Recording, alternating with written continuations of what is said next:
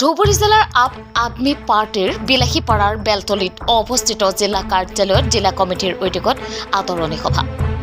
আদৰণি সভাখনত সভাপতিত্ব কৰে অধিবক্তা মমিনুৰ ইছলামে। সভাত মুখ্য অতিথি হিচাপে উপস্থিত থাকে আপ অসমৰ নৱনিযুক্ত সভাপতি মনোজ ধানোৱাৰ ডাঙৰীয়া, ৰাজ্যিক সাংগঠনিক সম্পাদক অধিবক্তা আশ্ৰাফুল আৰিফ সিকদাৰ, জাকিৰ হুছেইন সিকদাৰ, আপ অসমৰ যুৱ সভাপতি বাবুল বিকাশ চেতিয়াৰ লগতে বিলাসীপাৰা সমষ্টিৰ কমিটিৰ সভাপতি নাজমুল হক বীৰ সিং, জৰুৱা সমষ্টিৰ সভাপতি মোহৰ উদ্দিনে আৰু সভাখনত বিভিন্ন দল সংগঠনৰ পৰা ভালেসংখ্যক কৰ্মীৰ যোগদান কৰে।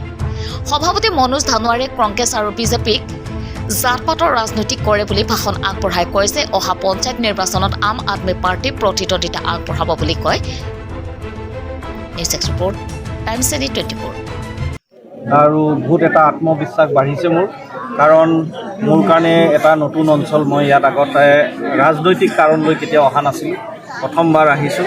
আৰু যি ধৰণৰ ৰাইজৰ মই ৰেছপন্স দেখিছোঁ, যি ধৰণে ৰাইজে স্বতঃস্ফূৰ্তভাৱে ওলাই আহিছে আম আদমি পাৰ্টি বুলি কৈ, এনেকুৱা নহয় যে আজি প্ৰথমবাৰ বুজাব লগা হৈছে আম আদমি পাৰ্টি কি পাৰ্টি হয়।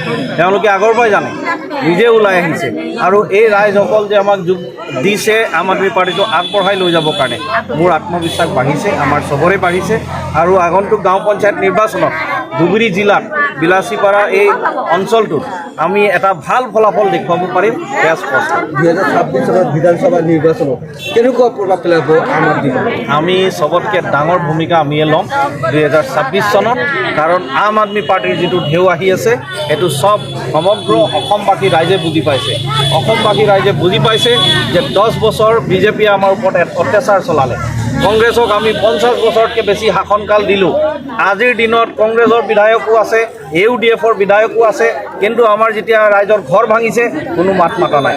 আৰু ৰাইজৰ ওপৰত যেতিয়া অত্যাচাৰ চলি আছে কোনো এজন বিধায়কে মাত মাতা নাই।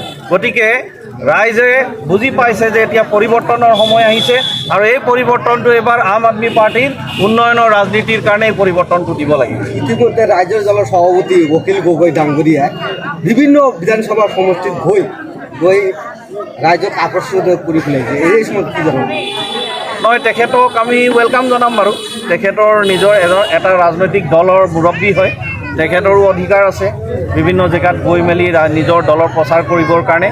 তেখেতক ৰাইজে যদি গ্ৰহণ কৰে আমিও সেইটো গ্ৰহণ কৰিব লাগিব, কিন্তু তেখেতৰ যিটো দলৰ নীতি আদৰ্শ সেইটো ৰাইজে বুজিব পাৰিব লাগিব।